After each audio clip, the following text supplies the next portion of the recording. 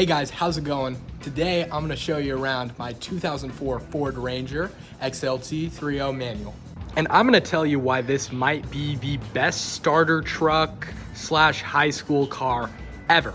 Now this thing shares platforms with the Mazda B3000, and it pretty much stayed the same for about from 1998 to 2011 with some small adjustments before Ford discontinued it. Now, I didn't see a lot of reviews on this thing online, especially my year, but we're just gonna take a look at it and I'll give you my review.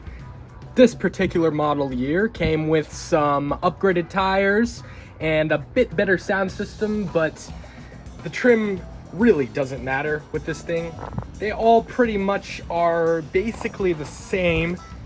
And I'm going off of this review based on the fact that this truck is almost completely bone stock. It hasn't changed, and it's a unicorn. It's got 114,000 miles. Now, most Rangers aren't gonna look like that. They're gonna look a little beat up because people use these single cabs as work trucks, as they should be. As they should be, because this thing is a piece of steel with wheels and an engine. I am not lying. One very big pro about this truck is anytime I've had to replace anything, it is remarkably simple.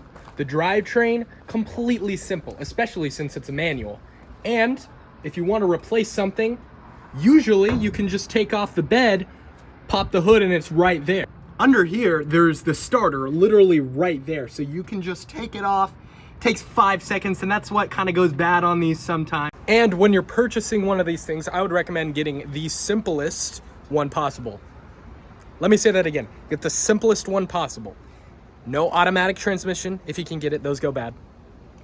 I would say if you want this truck for its design purpose, get a manual. I wouldn't get my engine, I would get the inline 4 or the 4.0. Here's why I wouldn't get the 3.0. This is the 3.0 under the hood. And you can see right here, Ford kind of lists the ones. You got the 2.3 inline 4, the 3.0 V6, and the 4.0 V6. I have a friend who had a 4.0, and it had some timing chain rattle. That's a common issue on those. This also has a timing chain.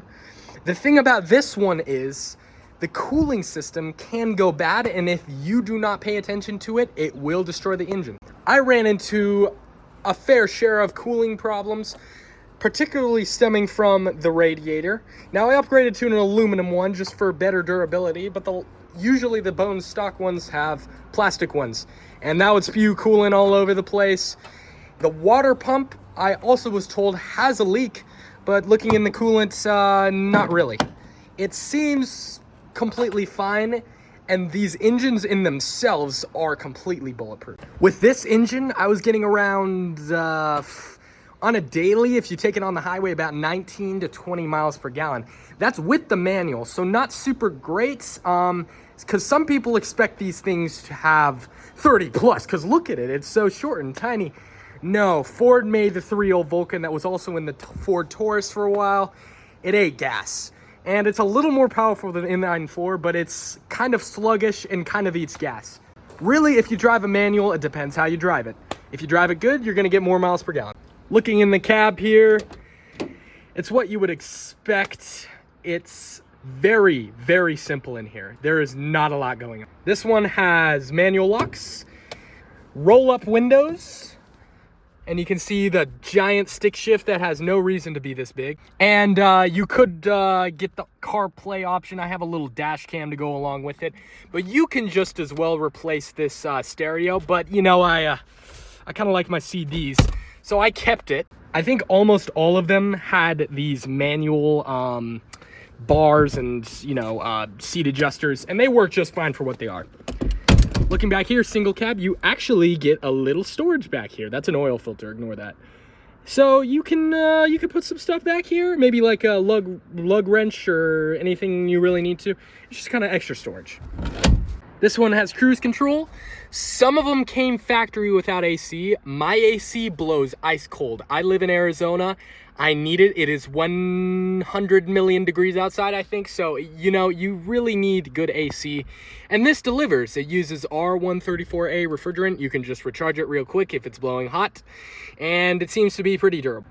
Now these seats, they're good, but they were kind of prone to ripping, as you can see here. This one in particular is pretty good, so no ripping seats is a big plus, but they're pretty comfortable.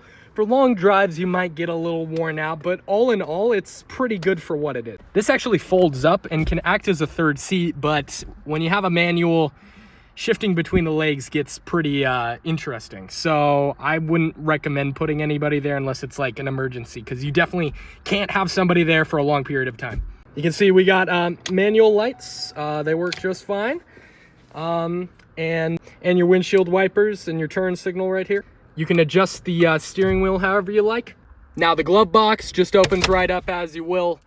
Pretty simple, nothing really special to it. Got your AC controls right there. Down at the bottom, what's interesting is there's actually 4 pedals. You got your park brake right there, and then you got your brake, your gas, and your clutch. Or am I getting that mixed up? I don't know.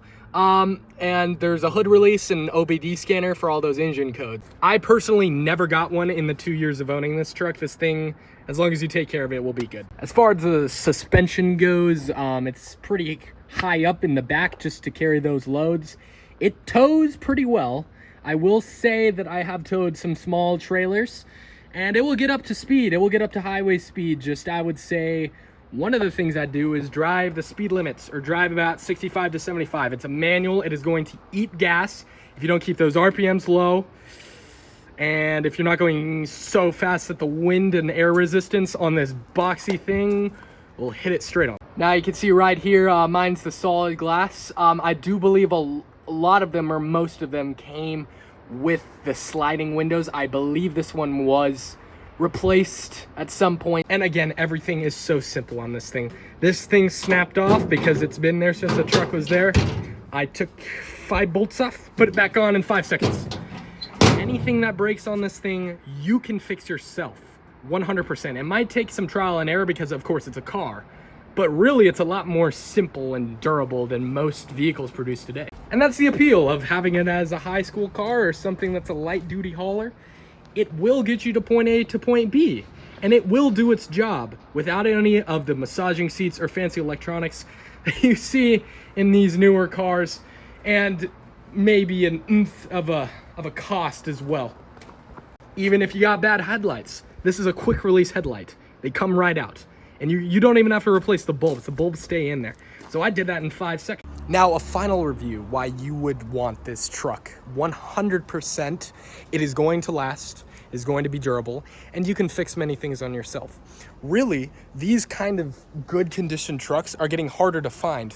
You'll find them in my area for about $7,000 to $8,000 in good condition. That's as much as a new Corolla or a newer Corolla. I'd say like about, you could get a 2016. For the same price. If you find a good deal on these things and you're looking for a truck that really does its job, I would say the Ford Ranger. Look no further. Compared to other trucks in the same category, I would put it on par with a Tacoma, minus the engine. Those things are bulletproof, like true bulletproof. But if you're looking for a more budget friendly, the Ford Ranger has about as simple as parts as you can get, and it's one of Ford's most durable vehicles. In an era where cars did their job and they reached the peak of ingenuity. I feel like a lot of newer cars are falling off and they're putting too much tech into the cars and they're breaking. This one does its job and they don't make them like they used to, 100%. Trust me, I'm only 18. I work at a used car dealership. I drive all sorts of new cars.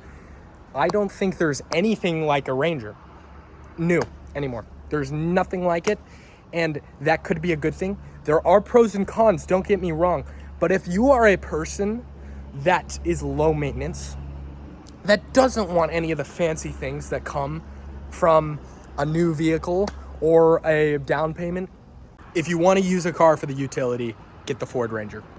Now, I haven't talked about the cons. Let me get to the cons. Besides the engine, the ride quality is sort of questionable stock. I know you can upgrade the suspension on these things, but it is pretty stiff.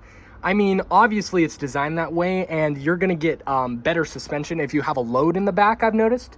But it's pretty stiff all around for a daily commuter. That's not to say you can. I have commuted with it for about 2 years. Again, really the only con about this engine or this car, I'd say, is that the miles per gallon aren't exactly great. The manual is better than the automatic if you don't drive like a maniac. I will say that. And the automatic goes out on these things pretty early. So that's really the only repair you're looking at. And I will die on the hill that you should get a manual, one of these, if you're just looking for the utility. Now you might say, oh, I could drive a manual. Dude, it's a tractor manual. Like, it's not like a sedan. This thing has the smoothest clutch I've ever, I don't know if it's been replaced. It probably hasn't, but it is very smooth. It's very easy to learn. I learned manual on it and it took me a couple weeks. That's it. And that's about all I have to say about the Ranger. It's really simple and reliable and practical. So if you're looking for a car for somebody, maybe for high school or maybe for later, this is a perfect option.